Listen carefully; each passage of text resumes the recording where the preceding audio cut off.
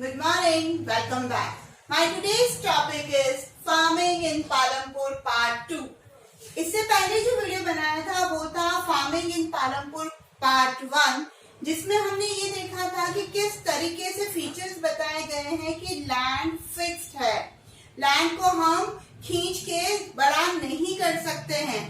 जितनी लैंड हमें अवेलेबल करवाई गई है उसी लैंड फिक्स लैंड के ऊपर बहुत सारे वेज देखे हमने कि किस तरीके से हम प्रोडक्शन को बढ़ा सकते हैं, है ना। अब पार्ट 2 आज अपन शुरू करने वाले। इसमें हम क्या देखेंगे? मीनिंग ऑफ यील्ड देखेंगे, ट्रेडिशनल फार्मिंग देखेंगे, मॉडर्न फार्मिंग, ग्रीन रेवोल्यूशन और उसके एडवांटेजेस। ठीक है, तो चलिए फर्स्ट हम ना कितनी बार वर्ड सुनते हैं हाई यील्ड, लो यील्ड, समझ में नहीं आता एक्चुअली ये वर्ड यील्ड क्या रिप्रेजेंट करता है। चलिए समझो। Yield is measured as crop produced on a given piece of land during a single season. आपको पता ही है कि फार्मिंग के 3 सीजन है ना, खारिफ, रबी और ज़ैद। तो वहां पर जो भी आपके पास लैंड दिया गया है और किसी भी पर्टिकुलर सीजन के अंदर जो आप क्रॉप उगाते हो, प्रोड्यूस करते हो, वो यील्ड वर्ड से मेजर किया जाता है। अगर सिंपल वर्ड इसका मैं बताऊं आपको तो वो है प्रोडक्शन। आई रिपीट, वो वर्ड है प्रोडक्शन। तो यील्ड मीन्स क्या? प्रोडक्शन, कि उस पर्टिकुलर सीजन के अंदर आपने कितना प्रोड्यूस किया, कितना प्रोडक्शन किया। ठीक है, आई होप अब इस वर्ड को लेकर आपको डाउट नहीं होगा और ये वर्ड बार बार आएगा तो आपको दिमाग में प्रोडक्शन लाना है वर्ड। ठीक है, अब traditional farming. Traditional farming actually क्या है चलिए देखते हैं। Till the mid 1960s, the seed used in cultivation with traditional ones with relative low yield. अब क्या होता था कि 1960s तक क्या हो रहा था, है ना, कि लोग जो थे ना वो ट्रेडिशनल सीड्स का इस्तेमाल कर रहे थे और ट्रेडिशनल सीड्स का इस्तेमाल जो कर रहे थे तो उनका जो यील्ड था, मतलब प्रोडक्शन जो था वो क्या था? लो था। ठीक है, सेकंड पॉइंट, इसके फीचर्स देख रहे हैं अपन। फर्स्ट पॉइंट इसका आप देख रहे हैं, traditional seed needed less irrigation. Traditional seed का बेनिफिट ये बताया गया है कि यहाँ पर ये सीड्स जो है ना वो उनको कम पानी चाहिए, कम पानी के अंदर भी वो उग जाते हैं। फिर farmers use cow dung and other natural manure as fertilizers. ठीक है, ट्रेडिशनल सीड्स का इस्तेमाल कर रहे हैं वो। फिर क्या, पानी भी कम चाहिए, मतलब इरिगेशन की व्यवस्था भी थोड़ी कम करनी पड़ती थी। और तीसरी चीज यहाँ पर ये बोला गया है कि वो लोग मैन्योर यानी खाद के रूप में काउडंग और दूसरी चीजों का इस्तेमाल करते थे जो नेचुरली मिलती थी। काउडंग मतलब क्या? गोबर, गाय का जो गोबर होता है। आपने देखा होगा अगर आप गांव की तरफ कभी जाते हो तो दीवारों के ऊपर गोबर को चिपका दिया जाता है। ऐसे नहीं कि फेविकॉल लिया और चिपका दिया, नहीं, उसको फोर्सफुली गीला ही होता है तो उसको फोर्सफुली दीवार पे चिपका दिया जाता है और उसके मॉलिक्यूल्स जो होते हैं ना, एयर मॉलिक्यूल्स जो उसके अंदर होता है, वो क्या करते हैं? दीवार से पकड़ ले लेते हैं, तो वो चिपके हुए रहते हैं। और फिर जब वो सूख जाते हैं तो उनको पीसेस करके, चूरा करके खाद के रूप में इस्तेमाल किया जाता है। जहां पर फार्मिंग हो रही है उस लैंड में डाल दिया जाता है। तो बोला जाता है कि बहुत सॉइल को फर्टिलिटी के लिए बहुत अच्छा है और साथ ही साथ में ये खाद का काम करता है, तो ये प्लांट्स को भी जल्दी बढ़ाता है। ठीक है, बट ये एक नेचुरल तरीका है। उसी तरीके से दूसरे नेचुरल मैन्योर का यूज किया जाता है एज फर्टिलाइजर। यहाँ तक क्लियर हो गया। फिर these were rapidly available and farmers did not have to buy them.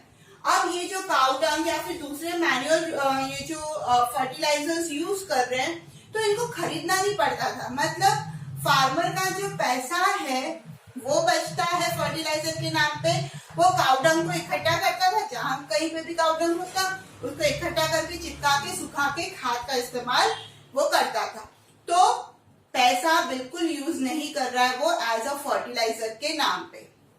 तो ट्रेडिशनल फार्मिंग के 3-4 पॉइंट यहाँ पर आप में दिए गए हैं वो क्या है। पहला कि 1960s में फार्मर्स जो थे वो ट्रेडिशनल फार्मिंग के तहत ट्रेडिशनल सीड्स का इस्तेमाल करते थे जिसका यील्ड यानी प्रोडक्शन क्या था, लो था।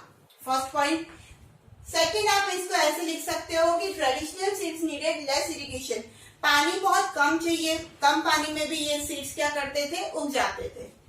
तीसरी चीज, फार्मर फर्टिलाइजर के रूप में काउ डंग और नेचुरल मैन्योर का यूज करते थे। चौथी चीज कि ये जो मैन्योर्स होते थे, ये जो फर्टिलाइजर्स होते थे वो अवेलेबल होते थे, रेडीली अवेलेबल होते थे, ठीक है, उनको रेडी करने की जरूरत नहीं पड़ती थी और ना ही उनके ऊपर पैसा खर्च करने की जरूरत पड़ती थी। और अगर पांचवा पॉइंट कोई आपको पूछे तो आप ये बोल सकते हैं कि ट्रेडिशनल फार्मिंग के अंदर फार्मर्स जो थे वो ट्रेडिशनल टूल्स का इस्तेमाल करते थे, जैसे कि कुल्हाड़ी, खुदाई करने के लिए बहुत सारे ट्रेडिशनल जो टूल्स थे उनका इस्तेमाल करते थे। ठीक है, चलिए आगे बढ़ते हैं और फिर डिस्टिंग्विश लेते हैं। अगर यहाँ पे एक क्वेश्चन बन सकता है आगे बढ़ने से पहले, यहाँ पर what do you know about traditional farming, तो आपको ये पॉइंट्स लिखने हैं। I repeat the question, what do you know about the traditional farming, तो ये ही आंसर आपको लिखना है। एक पॉइंट आप ऐड कर सकते हैं, वो क्या था कि farmers usually use the traditional tools. Okay, चलिए आगे बढ़ते हैं। Green revolution, the great increase in production of food grain crop, especially the wheat in the country. Green revolution क्या है? 1960s के बाद, मतलब लेट 1960s में क्या हुआ था कि फार्मर ने प्रोडक्शन को इंक्रीज करने के लिए बहुत सारे मेजर्स का यूज किया, ठीक है, जिसमें स्पेशली वीट, बहुत वीट और राइस है ना, बहुत ज्यादा मात्रा में उगाया गया। स्पेशली वीट तो है ये, बट उसके बाद राइस को भी बहुत ज्यादा इंपॉर्टेंस दी गई, तो बहुत ज्यादा प्रोडक्शन इंक्रीज किया गया देश के अंदर, तो उस प्रोसेस को बोला गया green revolution. In the late 1960s farmers ने कुछ ट्रेडिशनल मेथड्स को छोड़ के मॉडर्न मेथड्स को यूज करना चालू किया। जैसे farmers started using high yielding variety HYV of seeds. Farmers ने क्या किया, high yielding variety of seeds का यूज करना चालू किया। High yielding variety of seeds मतलब क्या, जो नॉर्मल सीड्स हैं उन सीड्स को जेनेटिकली मॉडिफाई किया जाता है ताकि वो बहुत अच्छे से क्रॉप को भी उगा सके और ज्यादा से ज्यादा अनाज एक प्लांट के ऊपर लग सके। तो ऐसे बीज जेनेटिकली मॉडिफाइड जो सीड्स थे उनको HYV सीड्स बोला गया है। तो फार्मर्स ने क्या किया, उनको यूज करना स्टार्ट किया। फिर HYV seed promised to produce much greater amount of grains on a single plant. अब ये सेंटेंस ऐसा है, HYV सीड ने अपने को आके प्रॉमिस किया, ऐसा नहीं है। HYV सीड्स ये गारंटी देते थे कि ये इसके इस्तेमाल पर ग्रेन का जो अमाउंट है एक प्लांट पे लगने वाला वो कहीं गुना ज्यादा हो जाएगा, मतलब एक सिंगल प्लांट बहुत ज्यादा ग्रेन प्रोड्यूस करेगा। Farmers started using chemical fertilizers and pesticides to produce the best. अब क्या हुआ देखिए, ग्रीन रेवोल्यूशन में फार्मर्स ने HYV सीड्स का इस्तेमाल करना चालू किया, जिसकी वजह से प्लांट जो है वो बहुत ज्यादा अनाज, एक प्लांट सिंगल प्लांट भी बहुत ज्यादा अनाज उगाने में सक्षम हुआ। बीज अच्छा है तो नेचुरली पौधा भी बहुत अच्छा होगा, और अगर पौधा बहुत अच्छा है तो नेचुरली उसकी ग्रेन देने की जो शक्ति है वो क्या होगी, बहुत अच्छी होगी। फिर सेकंड पॉइंट ये होगा कि फार्मर्स ने ना केमिकल फर्टिलाइजर्स का यूज करना चालू किया। पहले लोग काउ डंग का यूज कर रहे थे ट्रेडिशनल में, बट अब वो क्या कर रहे हैं, केमिकल फर्टिलाइजर्स का यूज कर रहे हैं। साथ ही साथ में पेस्टिसाइड्स, कीटनाशक, कीड़े लग जाते हैं पौधों के ऊपर तो उनको भगाने के लिए, उनको मारने के लिए पेस्टिसाइड्स का छिड़काव किया जाता है, तो वो भी उन्होंने चालू किया, तो फसल खराब नहीं होगी, तो ये यूज करना चालू किया। आई होप ये 2 पॉइंट क्लियर हो गए। आगे बढ़े, चलिए। Okay, third point, the farmers in Punjab, Haryana and western Uttar Pradesh set up tube wells for irrigation. अब ग्रीन रेवोल्यूशन के जो HYV सीड्स हैं, उन HYV सीड्स को प्लेंटी ऑफ वाटर की जरूरत होती है। तो फार्मर्स ने क्या किया, स्पेशली पंजाब, हरियाणा और वेस्टर्न उत्तर प्रदेश के फार्मर्स ने क्या किया, इरिगेशन फैसिलिटी प्रोवाइड करने के लिए खेतों के अंदर ट्यूबवेल्स खुदवा दिए, जिसकी वजह से पानी भरपूर मात्रा में आने लग गया। ये फर्स्ट ऐसे इस एरिया के फार्मर्स को बोला जाता है कि ये फर्स्ट ऐसे फार्मर्स थे जिन्होंने ग्रीन रेवोल्यूशन को बहुत सीरियसली लिया था। ठीक है, some of them bought farm machinery like tractors and threshers which made plowing and harvesting faster। ये बोला जाता है कि यहाँ के कुछ फार्मर्स ने तो फार्मिंग मशीनरीज को भी खरीद लिया, जैसे कि ट्रैक्टर, थ्रेशर कटिंग के लिए जो इस्तेमाल किया जाता है, प्लोइंग के लिए जो इस्तेमाल किए जाते हैं, तो वो सारी मशीनरीज इन्होंने खरीदी, जिसकी वजह से क्या हुआ, इनका काम बहुत जल्दी खत्म हो जाता था। कटाई के लिए जो 15-20 दिन 25 दिन लगते थे, वो 4-5 दिन के अंदर ही कटिंग हो जाती थी और लैंड को वापस अगले क्रॉप के लिए रेडी किया जाता था। अब ये सब हो जाने के बाद रिजल्ट क्या मिला, इन पालमपुर क्या हुआ, the yield of wheat grown from the traditional variety was 1300 kg per hectare, but with the HYV seeds the yield went up to 3200 kg per hectare। देखिए, ट्रेडिशनल फार्मिंग भी हमने यहाँ पर डिस्कस किया और ग्रीन रेवोल्यूशन के तहत जो मॉडर्न फार्मिंग अडॉप्ट कर रहे थे, है ना, कि जैसे मशीनरीज खरीद ली, यहाँ पर ट्यूबवेल्स खुदवा दिए, केमिकल फर्टिलाइजर्स और पेस्टिसाइड्स का इस्तेमाल करने लग गए, HYV सीड्स का इस्तेमाल करने लग गए। तो ये मॉडर्न फार्मिंग के भी फीचर्स हैं, सिर्फ ग्रीन रेवोल्यूशन के नहीं। ये क्वेश्चन मॉडर्न फार्मिंग का भी यहाँ पर बन जाता है, सेम आंसर है। ठीक है, तो सिर्फ ट्रेडिशनल फार्मिंग की वजह से जो प्रोडक्शन ऑफ व्हीट था पालमपुर में, वो सिर्फ 1300 kg ही था, बट HYV सीड्स के इस्तेमाल से वो जो प्रोडक्शन है वो 2 गुना से भी ज्यादा हो गया, 3200 kg हो गया।